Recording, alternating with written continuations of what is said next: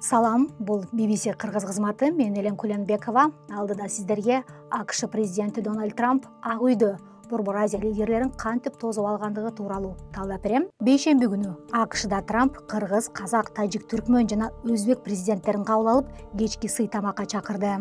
Анын жүрүшүндө Трамп Борбор Азиядагы баалуу минералдарга кызыгып жатканын жашырган жок. Мен региондун маанилүүлүгүн түшүнүп турам. Көп адамдар аны билсе же билбесе керек. Биздин күн тартибибиздеги башкы маселелердин бири бул баалуу минералдар. Батыш медиалары бул жолугушууда казак, өзбек президенттери АКШ президенти Дональд Трамптын дарегине мактоо сөздөрүн жаадырганын дагы жаза кетишти.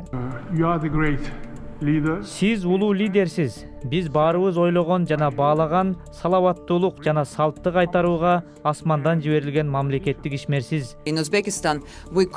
Буга чейин бир дагы АКШ президенти Борбор Азияга сиздей мамиле кылган эмес. Өзбекстанда биз сизди дүйнөнүн президенти дейбиз. Казакстан дүйнөдөгү урандын ири өндүрүүчүлөрүнүн бири. Өзбекстанда болсо алтындын эбегейсиз запасы бар делет. Түркмөнстан табигый жаратылыш газы менен белгилүү. Тоолу Кыргызстан менен Тажикстандын дагы жер казынасы бош эмес. Батыш массалык маалымат каражаттары саммитти өткөрүүнүн башкы себептеринин бири бул Борбор Азиядагы минералдык ресурстарга болгон атаандашуу деп жазды.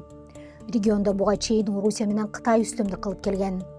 Москва аймакты энергетикалык ресурстар менен камсыздайт. Бул газ, күйүүчү отун. Мындан тышкары атомдук электростанция куруп берүүгө даяр.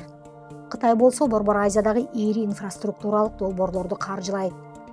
Америка эми жаңы келишимдер менен регионго кирип, баалуу минералдарга колун жеткиргиси келерин айткандар бар. Себеби алар заманбап технология өндүрүш үчүн өтө маанилүү.